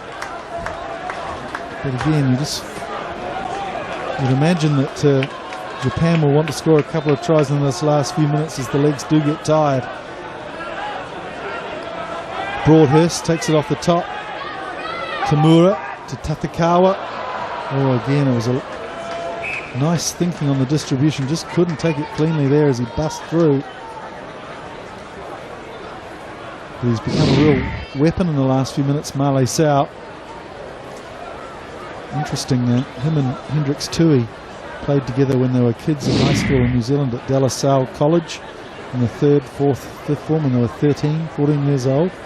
We saw a nice little combo earlier today, but interesting. Who would have thought when they were 14 years old that they'd both end up playing rugby for Japan? Scrum buckles for Hong Kong, but they get a penalty here.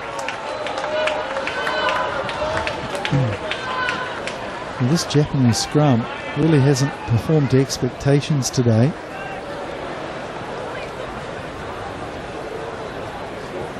Glancy goes for touch. Doesn't carve off too much ground. Gets well over halfway though. And you're right, we really just need a try here for Hong Kong to get the crowd going in this last stanza of the match. And Boland's 0 from 3, I think, so far at line-out time. So Taute again stretches but can't get the ball. Here's Fujita. Here he goes, the magic man. Oh, but Boland gets back and covers nicely. Taute with a big hit on Asahara. A bit high, says the assistant referee, so we'll come back for that one later on. Hawasa again dribbles the ball out to Tamura, who gets smashed as well on the tackle. Great defence from Hong Kong. They really haven't stopped.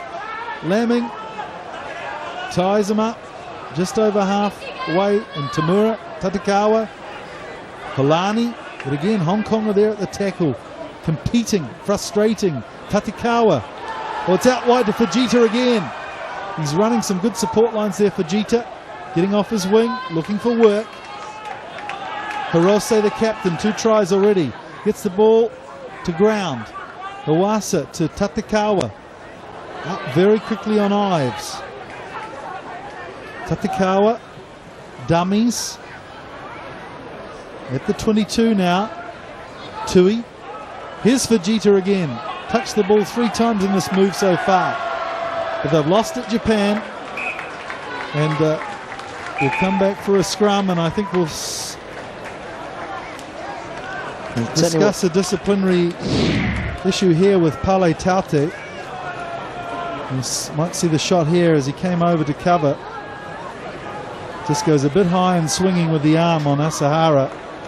So I think that's what the assistant referee is discussing with referee Littlewood now. It'd be a shame for Hong Kong to go down to 14 men, but it was a little dangerous looking, that tackle. Really great work there from Fujita. You mentioned him when he came on. He's come on there, touched the ball 3 times in the space of the one set of play. That's exactly what you want from your sub. Fresh legs, having a crack at tired legs, looking for work, and really unlucky there. Twice he's there, 1 tackle short of getting over for his try.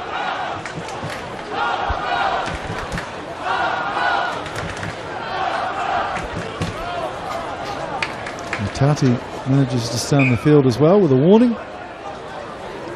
We might hear some more about that. Hong Kong will travel to Manila later this week to take on the Philippines. And that'll be a big game too for the Philippines. They're targeting their home games to win one, to stay up in top 5 rugby.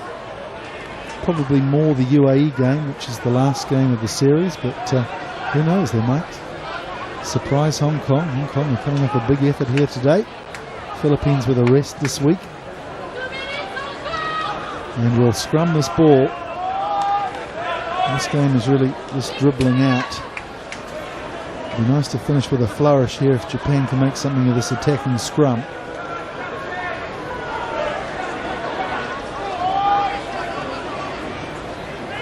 Interesting here, they're moving, Tom McCall moves in from fullback into the 10 spot, obviously defensively, and moving Mike out wide there.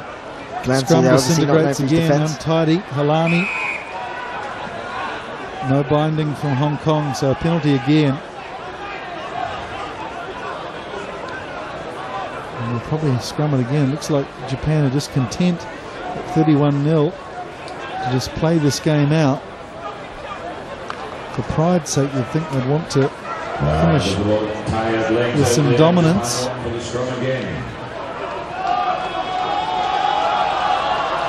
they haven't held all their way at scrum time. Hong Kong have managed to contain them. I saw the Philippine scrum going in reverse a couple of times last week. Really, they want to win good, clean ball here, Japan. That would be the aim. Again, just a restart, sucking down the clock.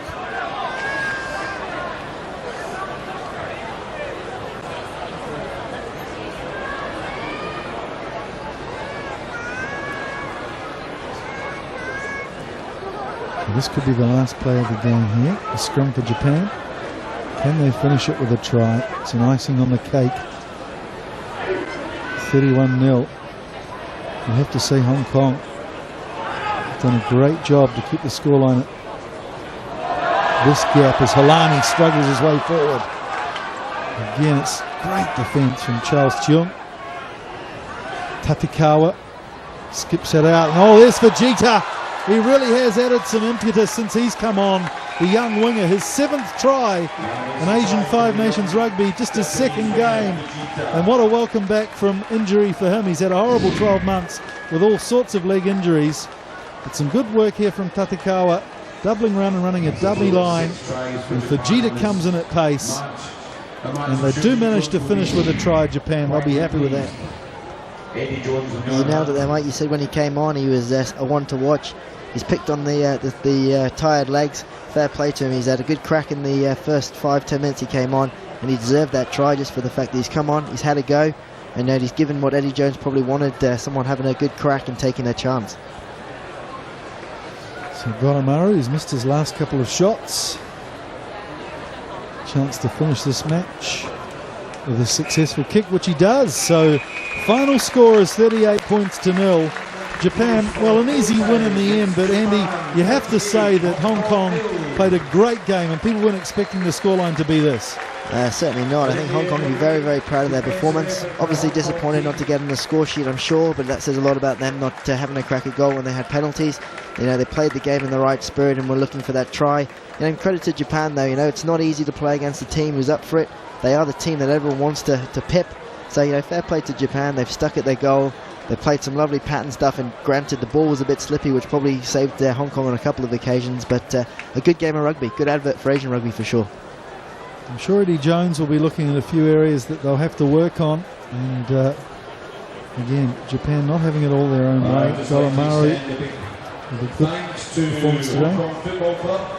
The medical team, sponsors and suppliers. You can just see in the body language there, you wouldn't be able to tell which team won or lost. Japan looked very dejected, disappointed with their performance, where Hong Kong walking around high-fiving each other, giving them a pat on the back. So obviously expectations for each team were very different. Hong Kong have stuck to theirs and Japan a little bit disappointed, but I think the biggest test was going to be Hong Kong. It's come, and I think they can be confident now. Probably maybe Korea next week will be a tough one for them, but again, Japan showing their class why they're number 1 in Asia. So Hong Kong again, as you say, proudly looking Japan in the eye and knowing they can foot it with the best in Asia. It's a good performance from them. As we mentioned earlier, they're without 12 of their 7 stars. A lot of backs coming in to replace some of the fleet-footed 7 stars, and they acquitted themselves well. As you mentioned, Dave Whitefield today with a sterling defensive display. Yeah, Dave was excellent. I mean, this was only his second game. He came on last week, and he did exactly what Fukuoka did. Came on, made a point, and he deserved the start. He didn't start last week, and he took his chance, and I thought he had an excellent game. All right, so just waiting for Hong Kong have formed a corridor of honour for Japan to walk off, and we're just standing by pitch side with the chance to talk to Eddie Jones, the Japanese coach. But Japan with their ritual on the far side of the field there, bowing to the crowd and some of their supporters who turned up today. Big Japanese community here in Hong Kong, and they've turned out in their droves as well to support Japan. All right, let's cross pitch side. Robbie McRobbie is with Eddie Jones. Eddie, congratulations on your second win of the campaign. Was it a bit tougher out there today than you expected? Yeah, look, it was a really good game for us. Look, we thought it was going to be difficult. Hong Kong at home, it's a small pitch, close crowd. Everyone gets seduced by the atmosphere, maybe the referee. And so it was good for us. So I thought Hong Kong played very well, played very smart, and closed down a number of things that we did well, and we had to work very hard to win. Big win yesterday for Korea against UAE. What are you expecting from them next week? Yeah, well, they're Japan's traditional rivals, from a long way back. They've always got a big team. They're always physical and quite fast back. So, I think that's going to be a pretty good contest for us as well. Very best of luck, Eddie. Back to you, Mike. And a couple of barbs there from Eddie Jones. I'm with Andy Chambers post-match here. And, Eddie Jones wasn't too pleased with the referee's performance there, yeah? No, I mean, I think his argument there is, Hong Kong slowed the ball down on a number of occasions, and there's no physical way they could have done that legally. Let's take a look at the highlights from the second half. There were some tries running eventually from after Hong Kong holding Japan up time and time again, and that was heady play there from Tatikawa, who managed to get the ball wide for Imamura. Yeah, I think we saw that was the first of the opportunities we talked about in the first half. Again, the defence shooting up and leaving that opportunity out wide. They spotted it and took it. And I think we see a third try later on, similar situation where Ali McKay's come up flat. Again, in they go. And it's just that opportunity where they've skipped the 13 over the top to the winger who's worked the tries in. And you'll see that in the last one as well, a very similar pattern. So that was good play from Japan to be aware of that. And the defensive line coming up. Here's Broadhurst, who wasn't as effective as he was last week, but slipped a lovely pass there for Hiroso for his second try. Yeah, as David said earlier on in the game, it's just that inside D there, just not getting across, maybe slightly ball watching and just giving that opportunity. And when you get the off-roads like that with Broadhurst, you're going to have to be right up in D, nice big flat line, you can't leave those holes on the inside. And this was the final try from the youngster, 19-year-old Kushikatsu Fujita, and he really showed his quality when he came on. He did. He's put his hand up for next week, that's for sure. He's made a big impression when he came on. So yeah, always plenty of selection headaches for the Japanese. They didn't have to make too many tackles today. Yeah, I think those stats tell the story. 124 tackles by anyone's books is a huge work for Hong Kong, and credit to them. They got really stuck into it. It'd be interesting to see how many of those tackles they missed. But 124 tackles is always going to take its toll, and I think we saw that in the last 15-20 minutes. So Hong Kong scoreless, but Japan with the bonus point victory. They've managed to keep their clean record.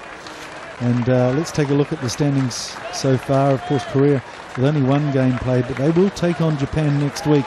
And they'll be up for a crack, I'm sure, at Prince Chichibu Stadium. Hong Kong will go on to face the Philippines next week in Manila. And that will be our TV game. Hope you can join us for that one. Philippines, of course, under the hammer last week, 121-0. They lost at the Fukuoka Stadium. But they've got a quality backline, the Philippines. They just need their forwards to win some ball for them. And that'll be their aim next week in Manila, I'm sure. In Hong Kong, they're battered and bruised after this match today.